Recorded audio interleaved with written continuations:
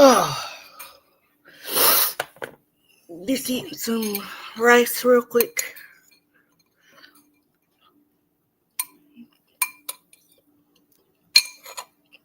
Thank you.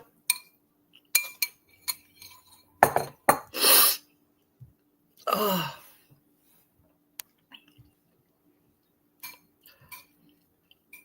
It is cold outside,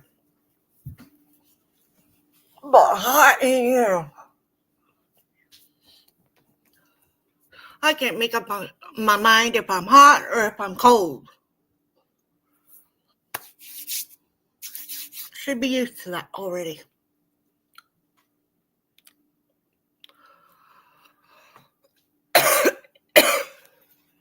Yep, I changed the color of my banner. It's black. Yep.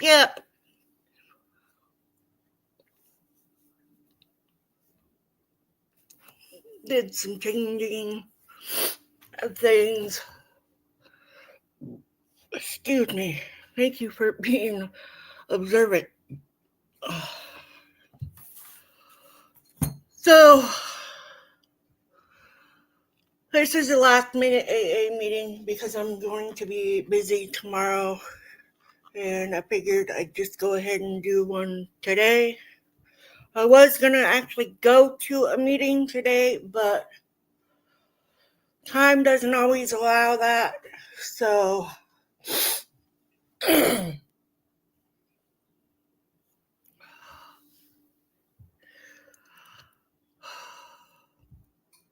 have been up since 2:30 this morning.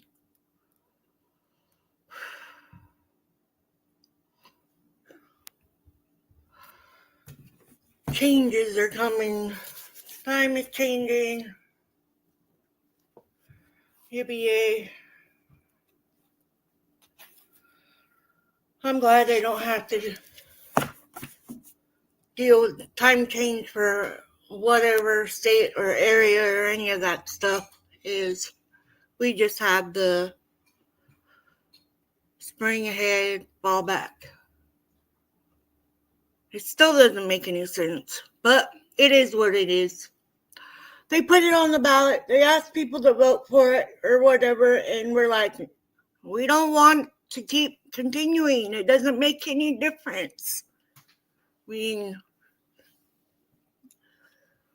give us a little bit longer days. I don't know how that changes, but whatever. Anyways.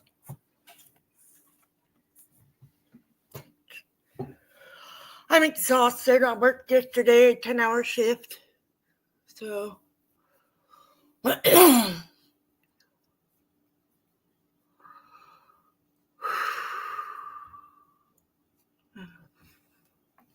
breathe. Take a breath. All right. So if you're new here, my name's Sandra, and I'm an alcoholic. I've been a recovering alcoholic for 10 years, and I do these to share my thoughts and feelings and ways that it's changed my life in every day, and hopefully this helps everybody else in some way. But anyway, so just be mindful. If somebody's in the comments, that does not mean that they're the alcoholic. They might be here supporting my channel on my sobriety, or supporting my channel and learning ways that if they have a friend or loved one that they are concerned of being an alcoholic and not knowing what to say to that person in ways that maybe could help them, and also ways that that person could possibly say it the way that you won't be like the aggressor and trying to force something when you don't understand it yourself. So that's why I do this, is because it's a whole circle of the whole family and all the friends that have somebody that struggles with addiction or alcoholism. It is life-changing when you learn the ways that a recovering alcoholic can see it, and also see how their family saw it, and ways that this program helps. I'll quote him now. Jelly Roll, thank you for speaking about addiction and alcoholism and being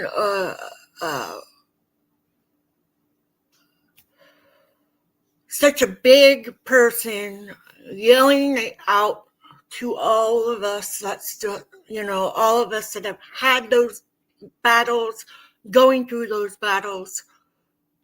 It's a real thing, and not everybody knows ways to reach out and help each other to become sober and live sober and have a family that can understand what it's like and what we go through as the person who has the addiction and who is sober. Anyways, like I said, my name's Sarah. I'm not an alcoholic.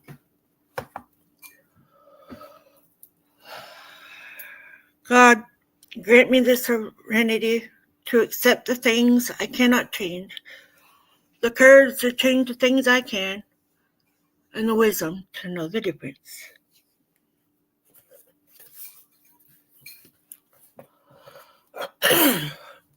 If you wonder where I get my stuff, it is in the Steps and Traditions book. I get my steps on the front of the book, and I read the big book. I don't read it daily, but if you have them and you need them, it's good to have them. 1, we admitted we are powerless over alcohol, that our lives had become unmanageable. 2, came to believe that a power greater than ourselves could restore us to sanity. 3, made a decision to turn our will and our lives over the care of God as we understood Him.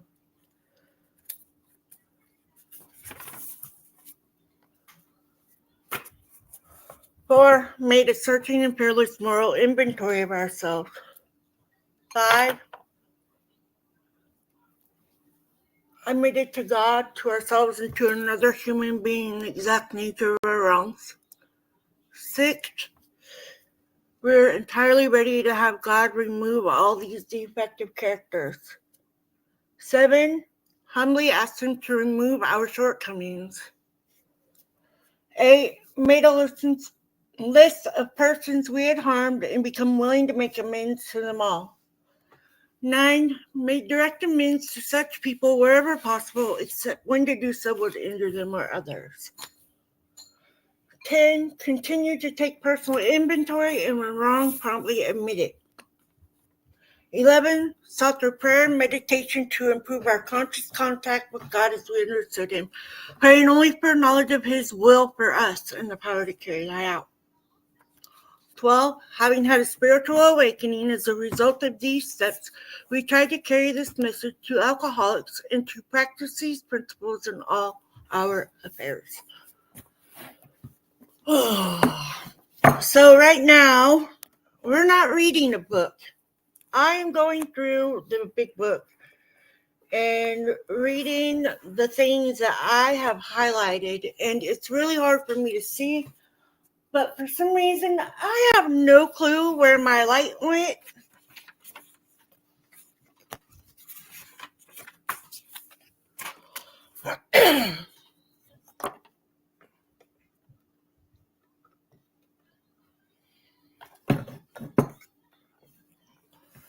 Complete abandon, half measure half measures availed us nothing. Thoroughly followed our path, completely give themselves to this simple program rang in my swelled head.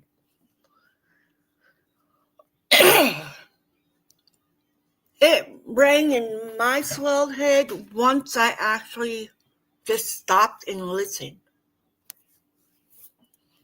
And felt comfortable enough to say, I can't hear you. I didn't hear you. Speak up louder. And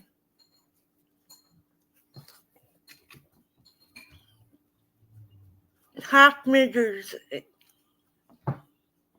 we can't do it halfway. We have to do it the full way. And when I quit drinking, I didn't think that it was going to be like I was going to need any support from anyone to do. And boy, was I wrong. I was really wrong. I had to become okay with sharing a part of me with someone I didn't know. And that's always been hard for me. So I never had that voice to speak up and speak out. Well, AA taught me that I need to have my voice and I need to speak up and speak out about things that are wrong with me and what I need to put to somebody else and say, I can't deal with this I need help with. I need somebody's help with this. So I'm going to hold on to that for now and then let it go. And I've done that more than once. More than once. And that is in Physicians Heal Themselves. And that's the truth. That's the truth. My doctor quoted me word for word.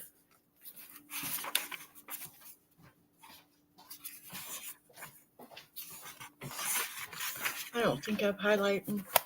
Oh, I did. All the way back here. Holy moly.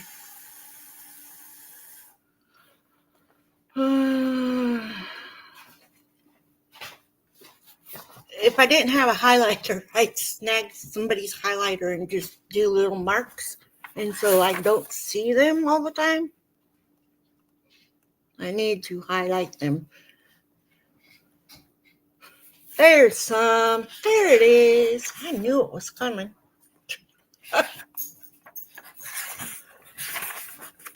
I always remember the spots that leap off the page at me. And they're not always the same.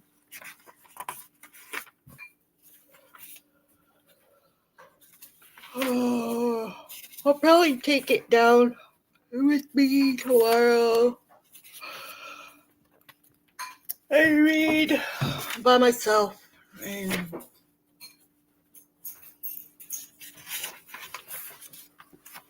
are you going to want any more? huh? Are you going to want any more? I only took one scoop. How much is left? There's enough for you if you want more. Well, I'm not going to reheat rice. Go ahead, take it.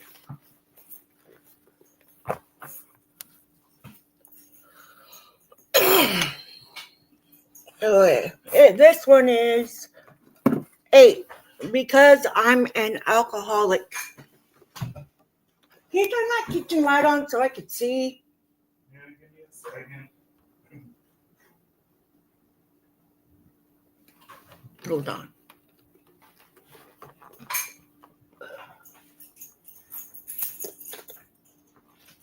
That didn't do any good. How about that one? Find a light, Mike. Find a light. There we go. There's a light behind me. Alcohol helped, at least I thought it helped, until I saw the oppressive 30-year shadow it casts on my life. I discovered it in college, and although at first I didn't drink often, didn't have the opportunity, whenever I started, I drank as long as there was any alcohol around. It was a reflex. I don't remember liking the taste, but I liked that it seemed to bring me to life and get me through a date or a party, able to talk. It moved me outside of that hole I felt in myself and lowered the wall I created between me and any person or situation that made me uncomfortable. Totally me, to a T, pretty much. So I highlighted that because I felt that when I would drink as a teenager, I felt that. I partied with people who were old enough to buy me alcohol until I stopped.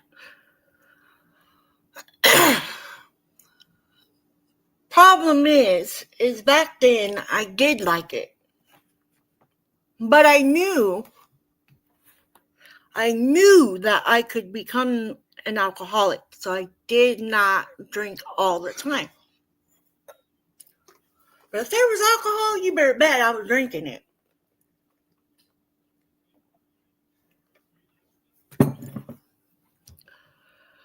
And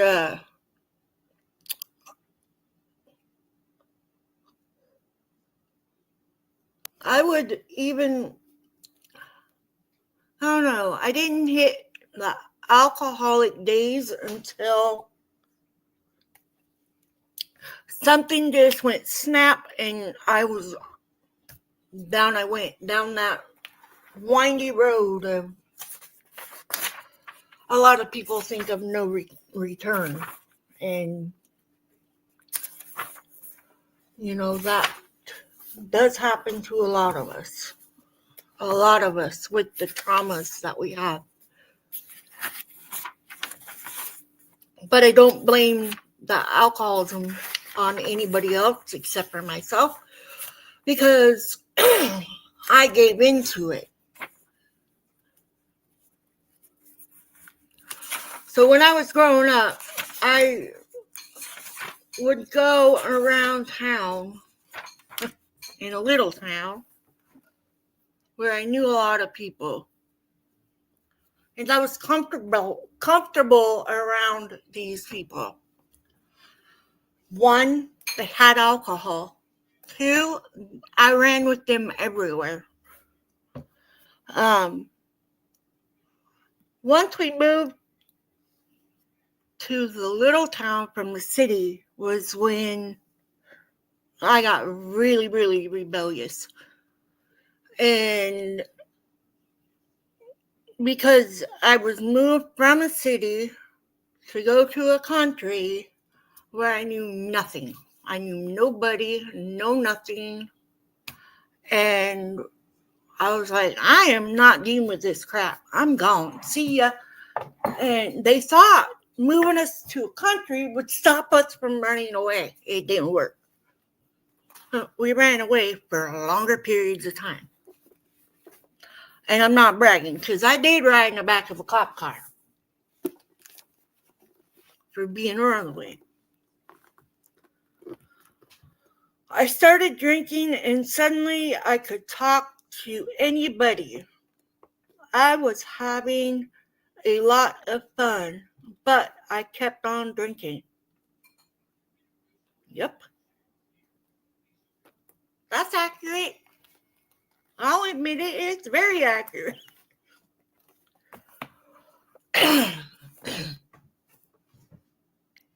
I was sitting on the couch one minute and up drinking a glass of wine the next. There was no occasion,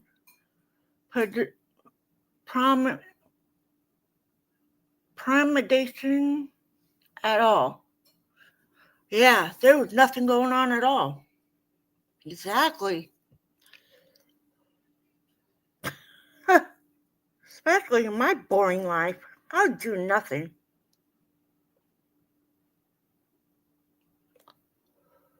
When I got to, I knew I was drinking every day and I was drinking throughout the whole day, but I was getting stuff done. And so that was like, aha, I found my way to be able to have energy and no care in the world. And that was fine by me. I didn't have nobody there with me all the time. But I wasn't being truthful with myself either. Because I gave in to that person. And I wish I had never given in. I remember telling a friend years ago that I didn't have a drinking problem. I had a stopping problem.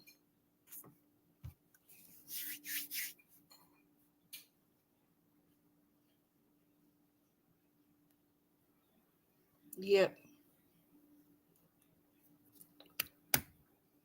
I did. I had a stopping problem. I didn't want to. And I thought it was all right to not want to. Even to my kids, I was just like, whatever.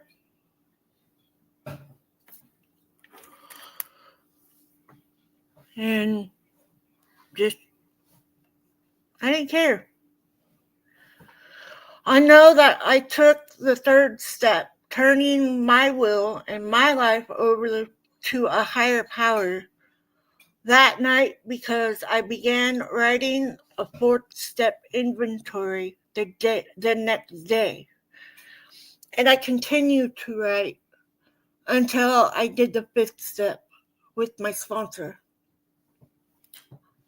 It took me months to do my fourth step. My fourth step was a hard one because I had to write things that I didn't want to go back and rehash, which I had to do that anyways in order to make me okay. Hey, Kicking It Country, how you doing? Good to see you guys in here. I haven't seen you guys for quite a while. I gotta go and watch your premiere. I missed it. I had to work yesterday. It's been crazy. But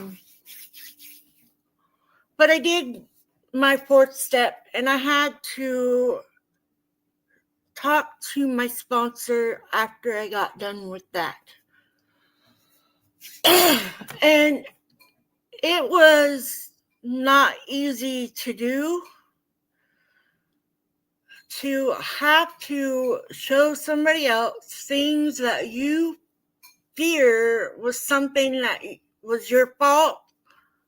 And then I was relieved when my sponsor told me, that's not your fault. And, oh yeah, you've been flying below the radar. But, my fourth step was really, really hard. And then my birth father passed, and that brought it even full force. And I was just like, I didn't know how to act, how to feel. It just, don't ask me what day he passed because I have not a clue.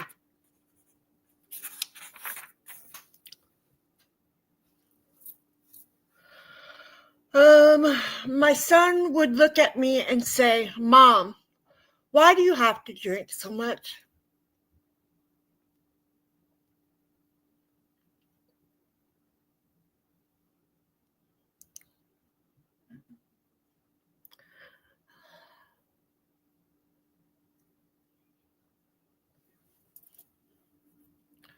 I highlighted that because my oldest son asked me that. And then my youngest son asked me when I went to the ER. He goes, "Mom, why do you do this to yourself? Why are you doing this to us?" And I quit drinking until I didn't.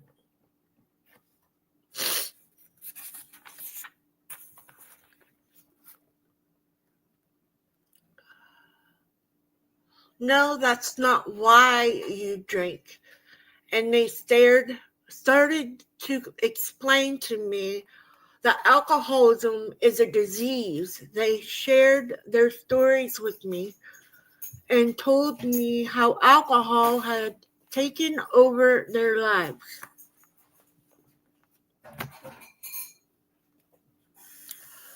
When I heard them, I can't even see.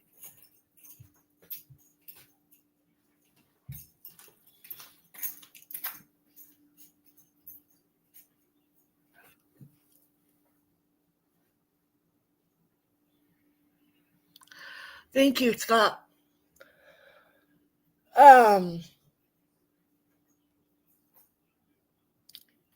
I Like I said, when I first started AA, I didn't want to listen to anybody. I thought I knew what I was doing, and I got sober without it. And, I was just going there to meet a friend, and blah, blah, blah, and yada, yada.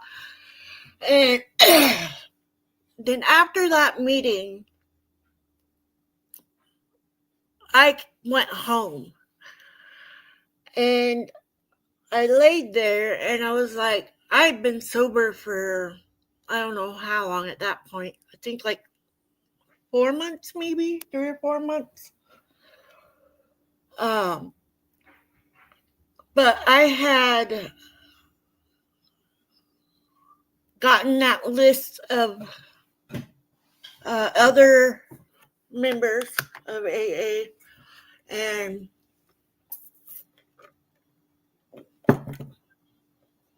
my sponsor answered her phone. She was the third person I called. I don't like odd numbers, but she answered my phone. And she became my sponsor right there. But she's been my sponsor for almost 11 years. So, and she will be 14 years sober next month.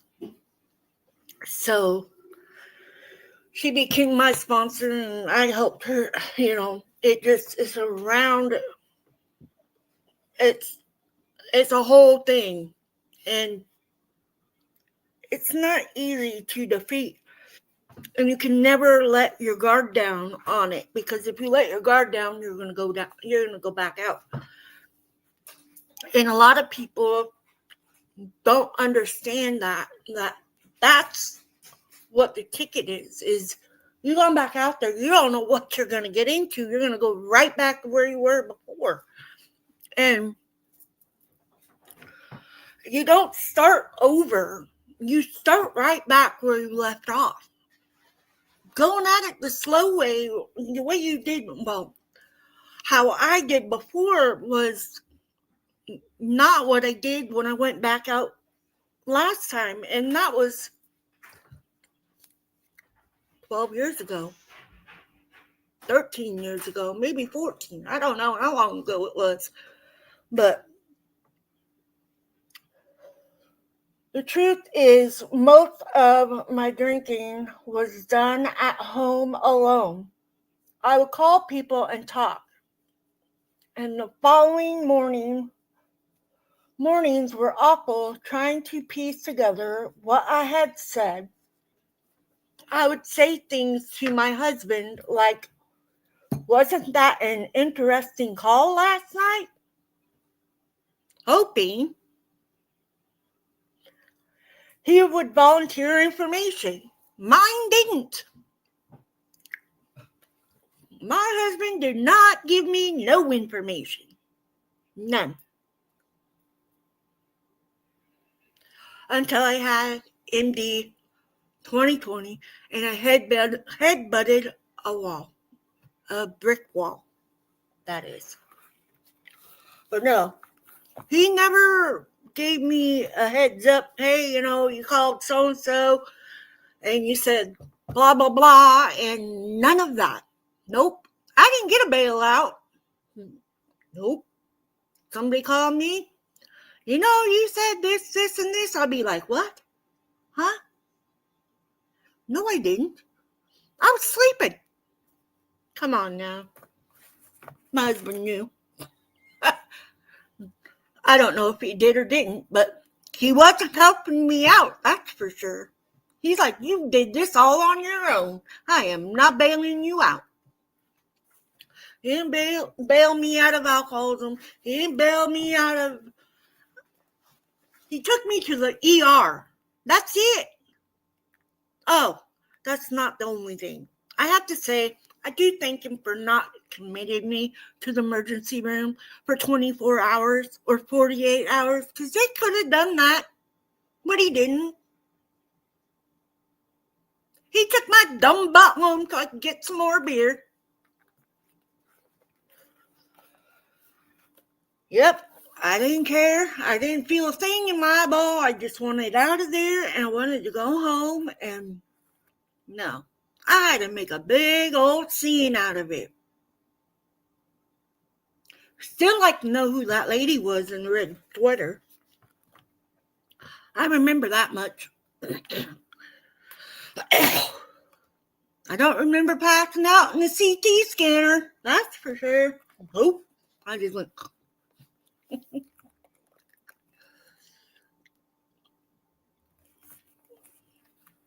Thank you, Scott. Every day is a new struggle. We all got our struggles. So I met a lady who had a handicapped child, and we learned so much from each other. One important thing that I learned was that handicap is not a 4-letter word. Handicap is not a dirty word. I learned that I was not mad or not bad, and that I was one of God's special children. That God had a plan for my life. The people of AA showed me how my past could and would become an asset. I got a sponsor and started working the steps. The promise of the big book started coming true for me. The feeling of uselessness and self-pity went away, and I could see how my experiences could help others.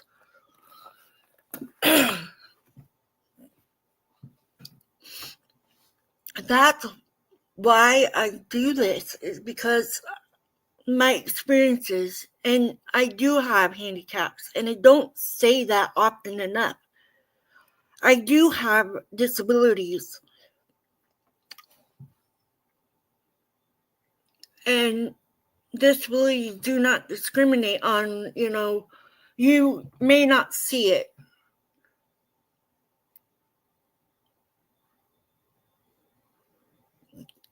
I would say another thing that's not talked about enough is depression and anxiety. I have those as well. And alcohol was a way to block it out, I want to say. Because when I would drink enough that I would be switching so fast that I didn't know what was going on. So it was like, whatever. And that's not a way to be. And I finally realized the way I realized I had depression and anxiety was I was watching something on the TV, drunk, of course. And I was like, I wonder if that is my issue. So I talked to my doctor. And I started taking depression meds, and I've been taking them ever since. And they have not changed. I'm still on the same ones. There's one, no, there is two more that I've had to add. But without the ones that I have now, I'm worried that I will not be okay at all. And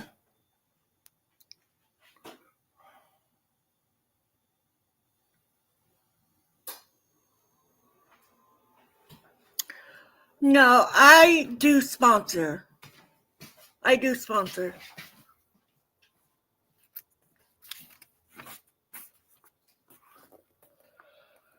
And then, so I expect a miracle.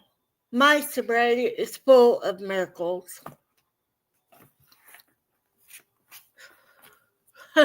Yeah, Lily doesn't. I do. I am a sponsor. They don't really call me their sponsor. I just call myself their sponsor because I'm always there if they need me, and they're there for me if I need them. And that's how I sponsor people. But I always open for being a sponsor. I learned to accept the things I could not change, in this case, my vision, and change the things I can. I could be grateful for and accept the visual aids instead of being embarrassed and rejecting them, as I had when I was younger. That I highlighted because I was saying this last week, Thursday, that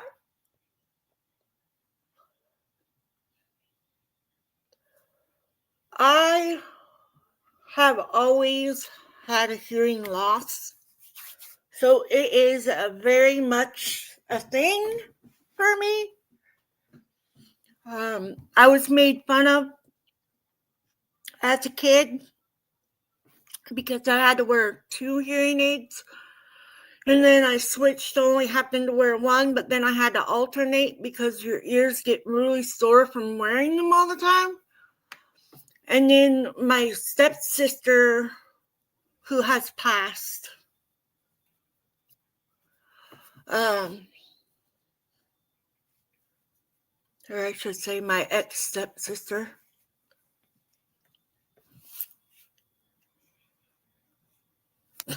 you lose everything, Tony.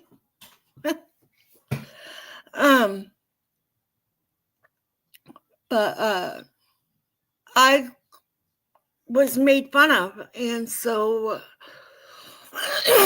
all the way up, even in middle school, I was made fun of because I wore them, and so I stopped wearing them. I put them in my pockets, and I just left them there. And as an adult, not getting over the trauma of being a kid, I don't always wear it. I should, but I only have one. And it's for the good ear. Go figure. So it's extra loud. It makes it super difficult for me in places of work and those things. I still do have the trauma of wearing it because I still sneak it in my ear because it's just a habit of growing up. And so I completely vouch for that one. It's a struggle to get over that bullying and when I see bullies, I don't like bullies, and I put nope. In working the 12 steps, my life and my old way of thinking have changed.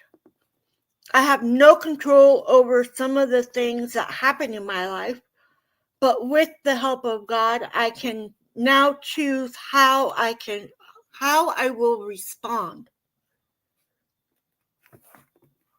My way of responding now, except for here at home when it comes to a conflict with somebody that's hiding. Anyways, hey Van Girl Turtle, good to see you here. I'm just doing a late one tonight. I don't have any other plans, and I can go till however late I want. As long as you got me here, you got me here. But my way of getting out of a situation where I need to act fast is one thing I like to say. I love my parents. They're older-ish. But I do. I love my parents, but there's subjects that some of us are like headbutts on, and so when I gotta leave, and I have to have a way to leave, and that's something another person in one of the groups says. Always have your exit plan. So I love having my exit plan, and so I have my voice. I always have my exit plan, and I always know that I can say, not today. And I've gone to YouTube meetups. My first ever meetup. First time I've had someone do this. I don't remember the name of the person. I'm not going to throw them under the bus anyways. But my first YouTube meetup. My favorite drink was Jack Daniels. Y'all, Jack Daniels. Gotta have that Tennessee whiskey. I was at my first YouTube meetup, and holy moly, I was not prepared for that one. This guy turns around and he goes, you want a shot? And I was like, oh, nope, not today. Nuh-uh. You ain't getting me in that one. Not happening. And I walked away. But that's just how it's been for me.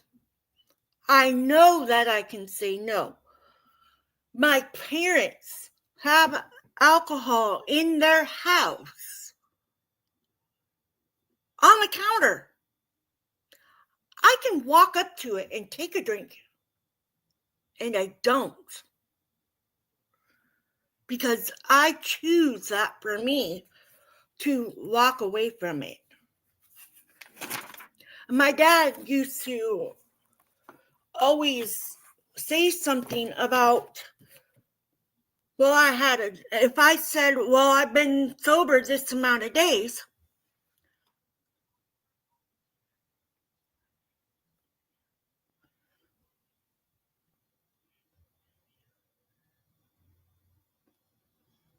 that's always great. You guys are awesome people.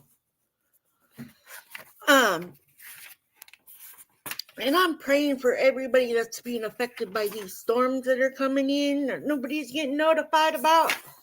I'm watching. I'm listening. And anybody that needs the prayers, they're always going up from me, and that's something that I don't care if you have a higher power, if you believe in God, you have your own faith. It's not a thing for me. It's just we're here for each other, and that's what we need. And now it's Max hadn't gotten that way because I didn't care. Indeed, it seemed that I cared too much. I had sent her a 4 consecutive psychiatrics or psychiatric. I get those ones mixed up, y'all. And not one of them had gotten me sober. I also sent my kids a psychiatrist, 2 psychiatrists. I remember one time, even the dog had a psychiatric diagnosis. I yelled at Max, "What do you mean? The dog just needs more love." You tell that dumb cat and dog doctor he's not a Beverly Hills psychiatrist. All I want to know is, why does that dog wet in my lap every time I hold him? That dog hasn't wet my pants once since I joined AA, and neither have I. Come on now, really? When you're loud and you're belligerent, believe me, my dog took off. My other dog, I thought, oh, let's see if he can sniff out the other one. He got hit by a car. Poor copper dog. And Tubby spent the night in some lady's bed. And then he went to the pound. Then he cost me a lot of money to get him out of dog.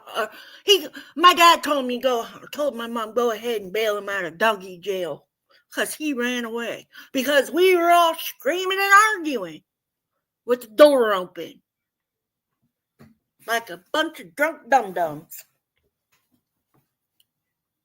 Yes, them old days. Tubby got taken home by some lady.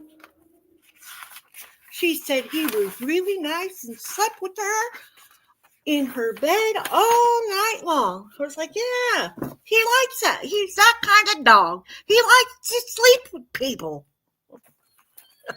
Not with Copper. He likes to sleep with humans. He had been that kind of dog his whole life. He always slept with us. He's part of the family. Sure do miss my boys. Why? I know what this is. Oh, mark board. Because I didn't have a bookmark. See, I gotta go through the book and remember why I highlighted it. Or why the marks are there. All right. Let's get back here into this part. I just figured I'd change it up a little bit, because going through the book all the time is the same old thing all the time. It gets old. So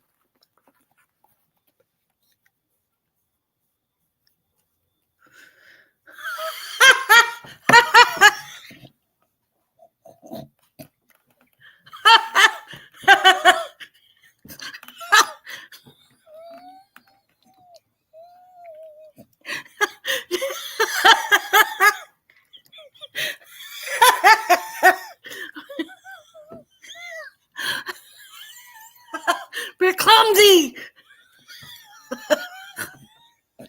Look down. This is way off my topic.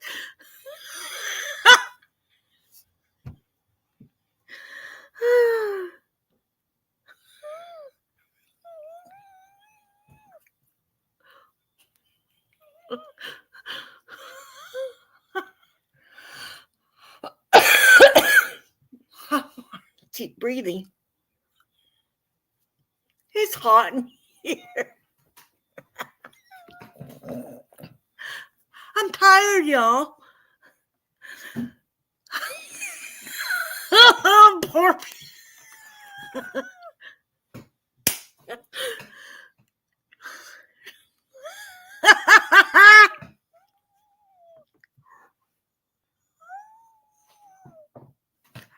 Ow!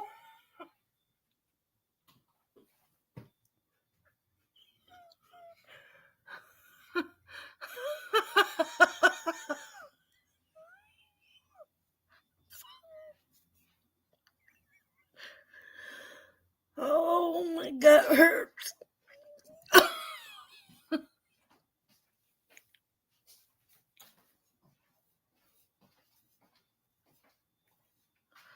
Yeah, we are over here in boring old Oregon.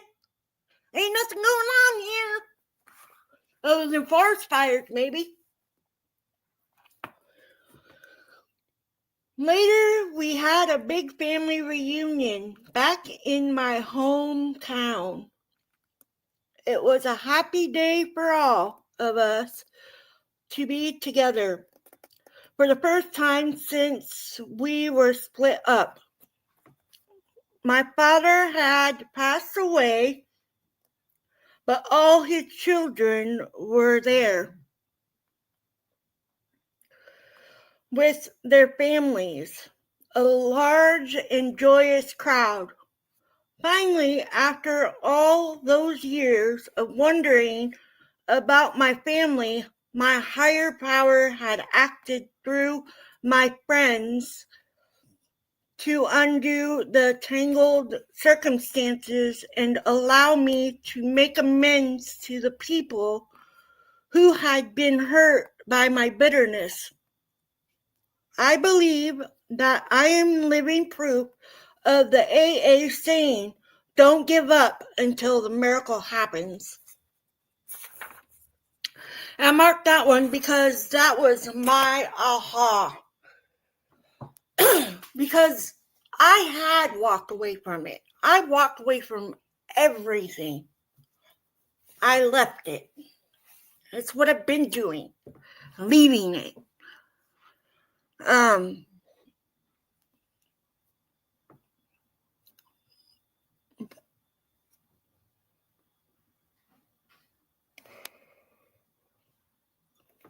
walk away from a lot just to get it back. But I had to do that because that was somebody else's plan for me. And I don't know who it was, whose plan it was, but that's what was planned for me. I had to go through those battles on my own to find me, who I'm supposed to be, what I'm supposed to do. This is what I'm supposed to do, and this is who I'm supposed to be. Me, and only me. I can't tell you what to do. I can't tell anybody what to do. I can't control what somebody else does, but I can control me. My way for me. And if I feel uncertain or unsteady, I know what I need to do, and the right thing for me to do is to pass it. Make this AA go around full circle. And I talk to anybody and everybody that will listen about AA. And I'm not lying about that. I don't care who you are, where you are, what you're doing. That is my go-to for almost everything. Conversation starter, trying to figure somebody out on, if they're like me, if they're not like me, if that's a topic that they're willing to listen to about me. If not, I'll leave it in the dust. I'll leave it back there. It's not always, but I find myself just about every time I'm here in front of somebody live, this is what I talk about.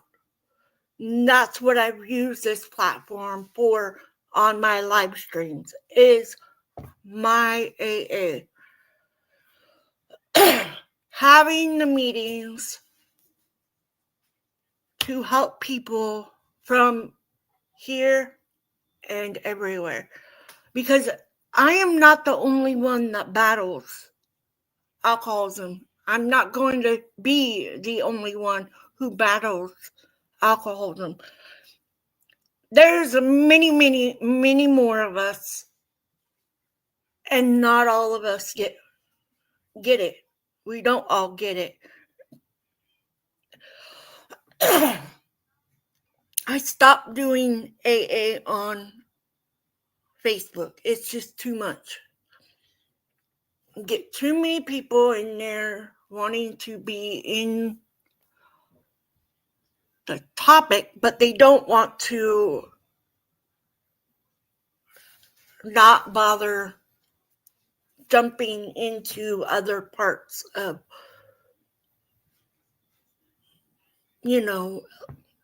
it's just the whole thing. Anyway, what are the alternatives? You got any better ideas for yourself? How many Indians do you know who are going to help you sober up? At the time, I couldn't think of any. I surrendered behind the tears of no answers and decided to do it their way. I found the power greater than myself to be the magic above the heads of the people in the meetings.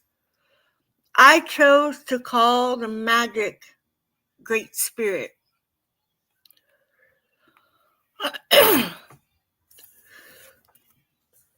Great Spirit, because it takes Great Spirit to find yourself and not. What I understand of it and why I highlighted it is because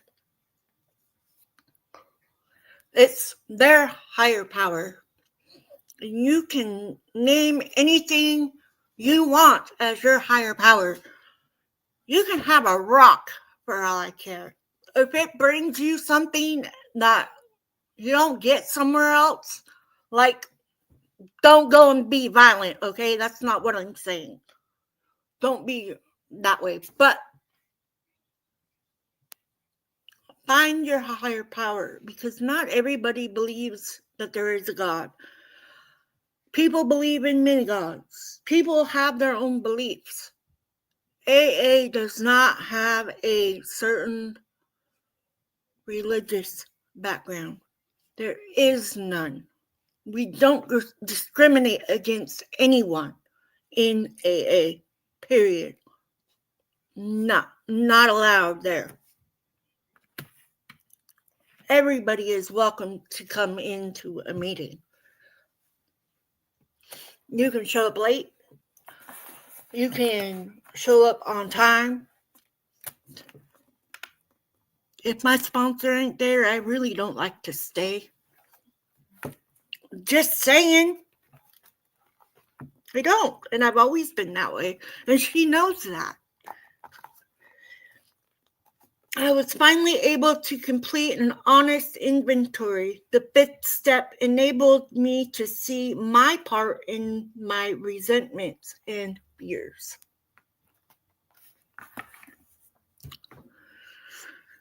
I've made amends with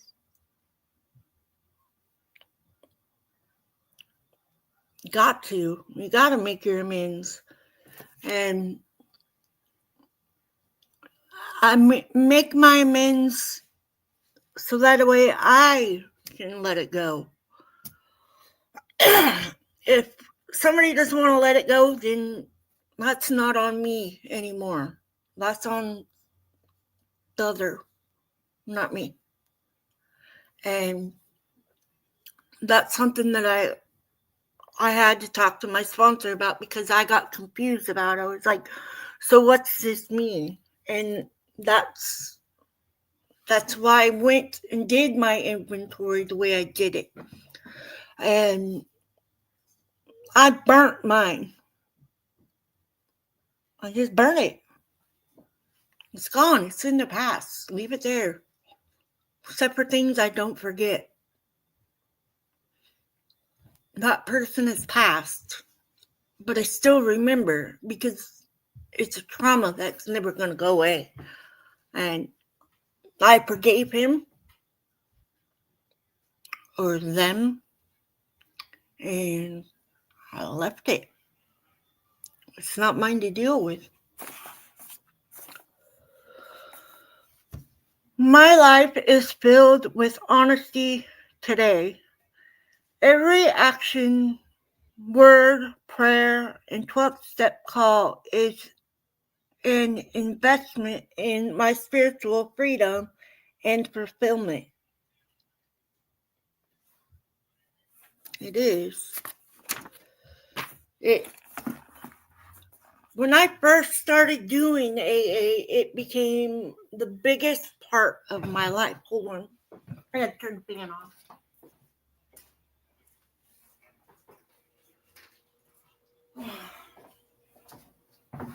One minute I'm cold, the next minute I'm too hot. 1 minute I'm cold, the next minute I'm too hot.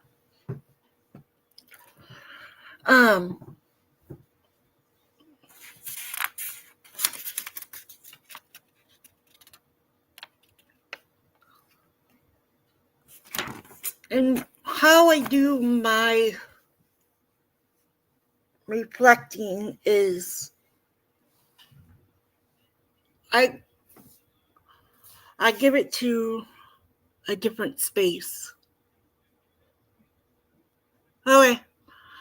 I give it to a different space and it's not here or here. I cannot remember a time without booze in my life, even when I was young and didn't drink myself. Liquor was always around. I do remember a time at the beginning of my drinking, thinking to myself that I was not and would never become an alcoholic.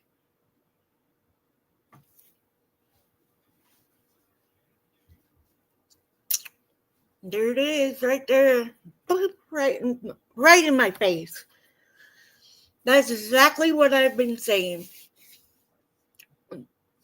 Through my whole life, alcohol has been there. My father, my birth father, alcoholic.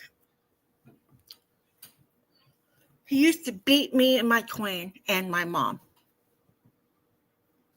We are not victims of him. We left. Then my dad, military, he supported us. Yeah, we did get into a lot of trouble. We weren't perfect kids. Me and Louie definitely weren't perfect. But as we got older,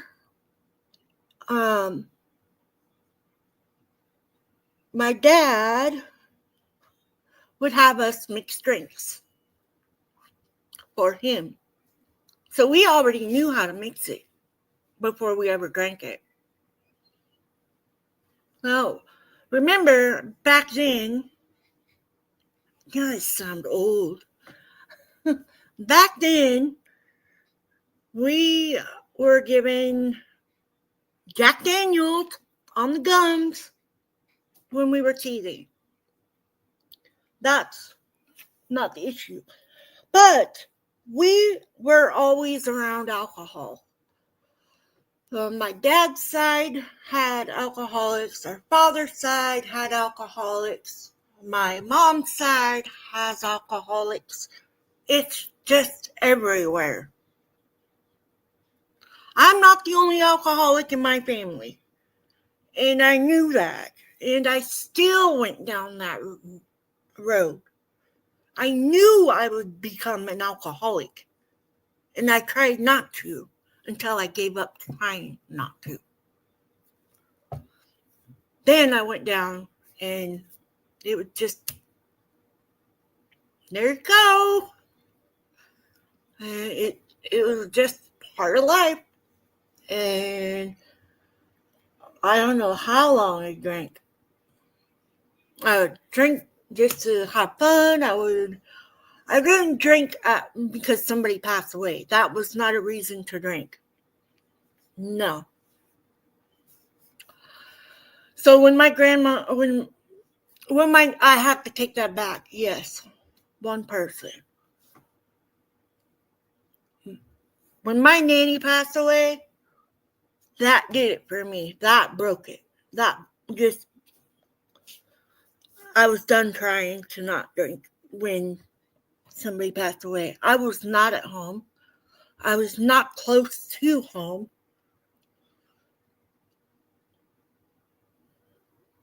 And I had just left her a couple days before.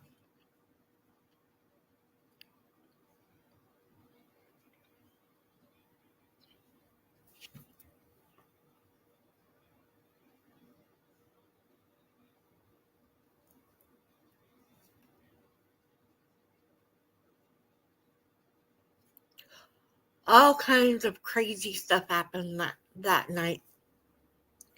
It was 4th of July.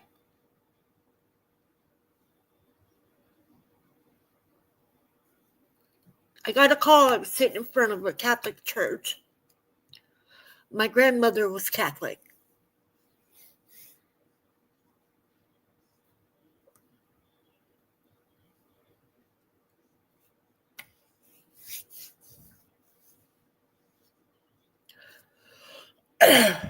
We went back to camp. I called my dad. I kept trying to call him. It's my mom's mom, who I was very close to.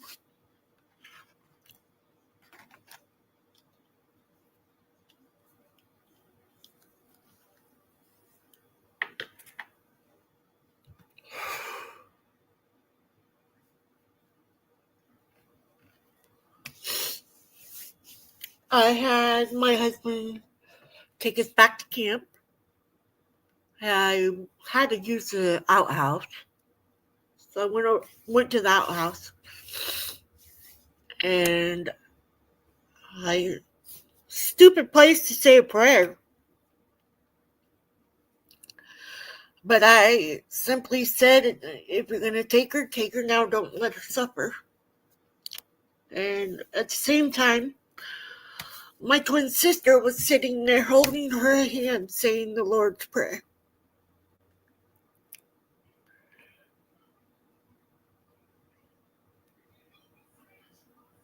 And she passed.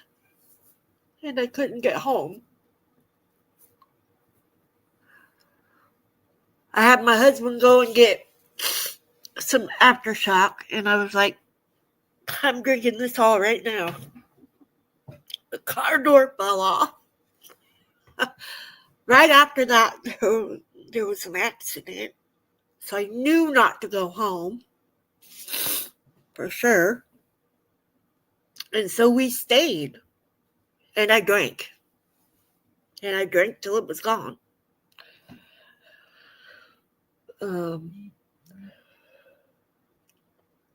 But that was a very traumatic time for me and my youngest son. But anyway, of course I'm crying. I would isolate and binge. Those last drunks ended in episodes of uncontrollable shake, drive heaves, and even hallucinations. At the end, I was scared and suffering, and I felt as though I were absolutely alone in the world. I didn't do the hallucinations. I didn't get that far into. I did do the binging. I wouldn't eat.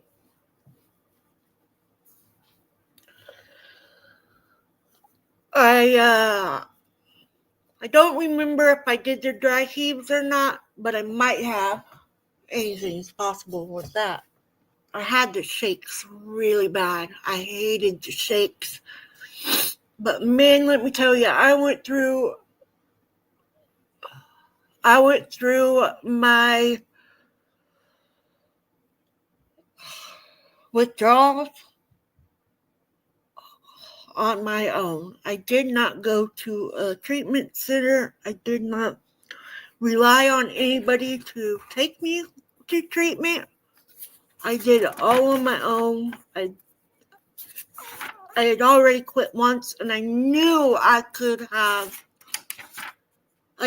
gone to a treatment facility, but I didn't want that. I knew I could do it because I'd done it once before. And I'd already done all of my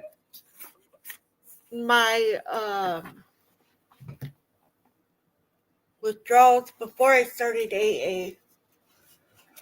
And that was, this is the one she always makes me read. I found it. Freedom from Bondage. There it is. I have to read it again. Man. I do have my highlighter right here. Aha! I need to mark it. See what I do to myself? I make it to where I have more work to do. There we go. I just highlight the whole thing. Because I'm always asking her, which one was it? But yeah, and so I've been sober for 10 years. I'll have the exact day here in a minute. Oh, well, I already read that one. Okay. That's all the highlighted ones for now. Let me see. There it is. I gotta find it.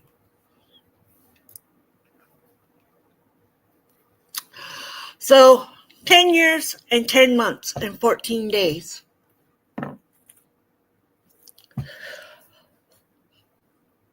$3,971 days total.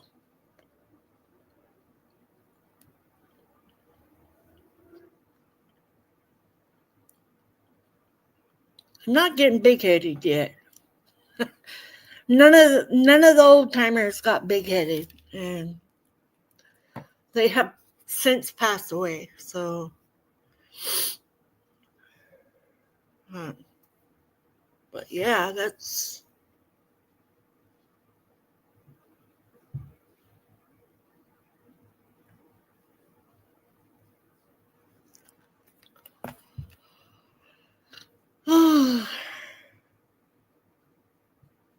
I have not thought about my nanny passing for quite a long time, and reading that just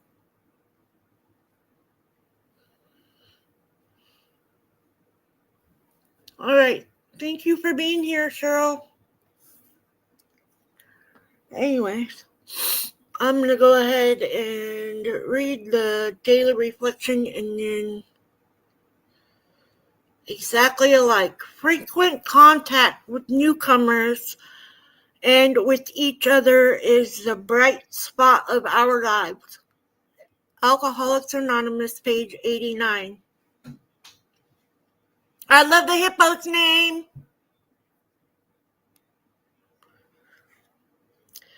A man came to the meeting drunk, interrupted the speaker, stood up and took his shirt off, staggered loudly back and forth for coffee, demanding to talk, and eventually called the group's secretary an unquotable name and walked out.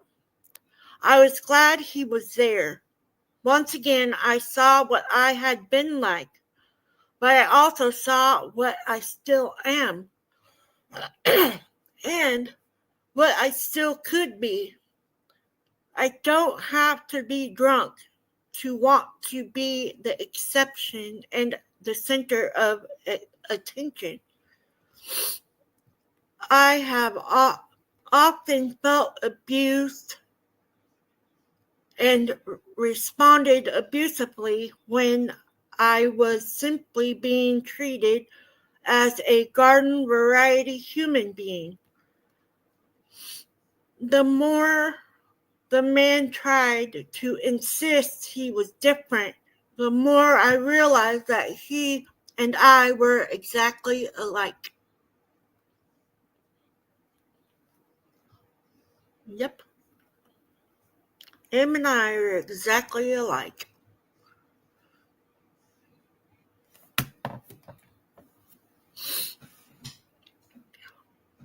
We all have that one thing that makes us exactly alike.